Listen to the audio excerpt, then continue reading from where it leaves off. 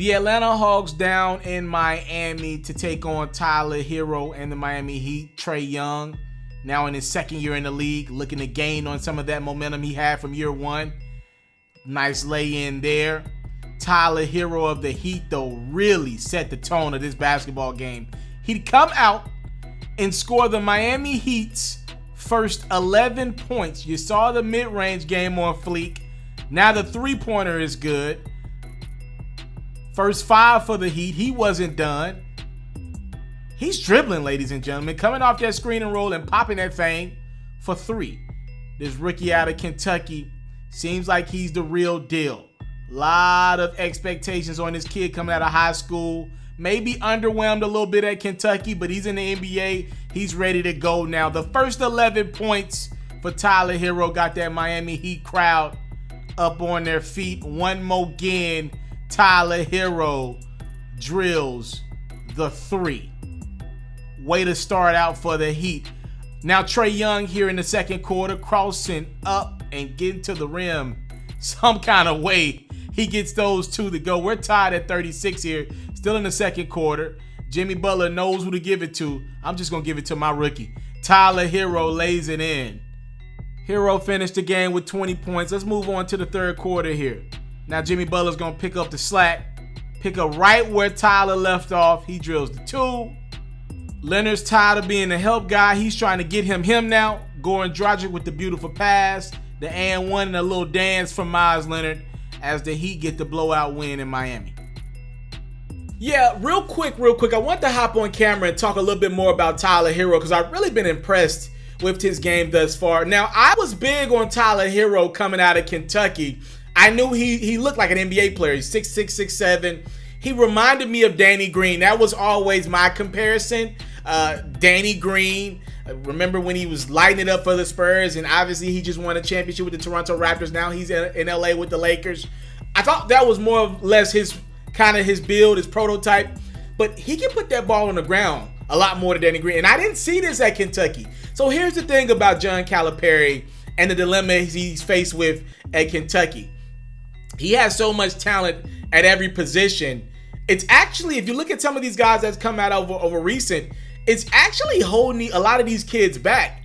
And we're not seeing the full package of these guys' game until they get to the NBA. You think in college that these guys would just kind of just try things out and get a little more experience. I think the expectations are so high at Kentucky, right? There's just not enough time for guys to just play around in any game at Kentucky because it's championship or bust every year.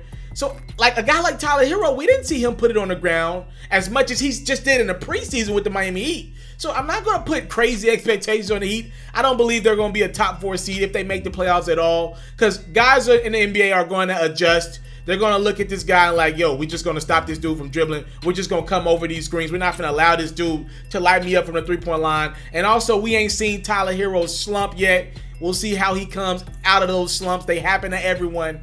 But I will say this. He's much better putting the ball on the ground than I thought. He's much better off the dribble shooting that ball. He's a phenomenal shooter. He's going to be one of the best shooters in the NBA. Period. He will be one of the best shooters in the NBA. He will be one of the... I'll go ahead and put this on him. He will be one of the greatest shooters ever.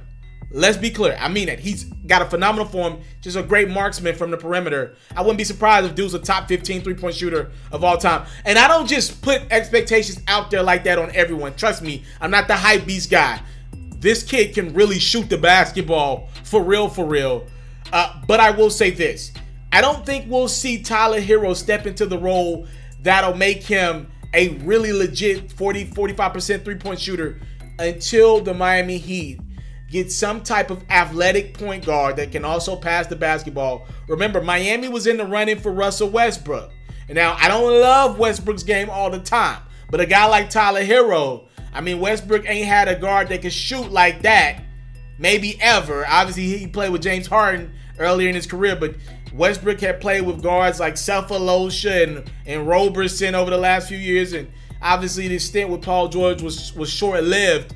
But be clear, if Miami would have got their hands on Westbrook, and Westbrook would have been attacking the rim, and Herro would have been able to knock down some threes, I mean, this dude could have very well won Rookie of the Year. I think he's going to have stints where he struggles this year because he's got to over dribble. We'll see how much Jimmy Butler allows this kid to grow, because that is another big thing. Jimmy Butler got paid this summer, and expectations on him are going to be pretty high. Criticism is going to be pretty high on Jimmy Butler. So we'll see when things go south how much Jimmy trusts in this kid. But I think Jimmy's going to actually like him because he looks like he's putting the work into his game.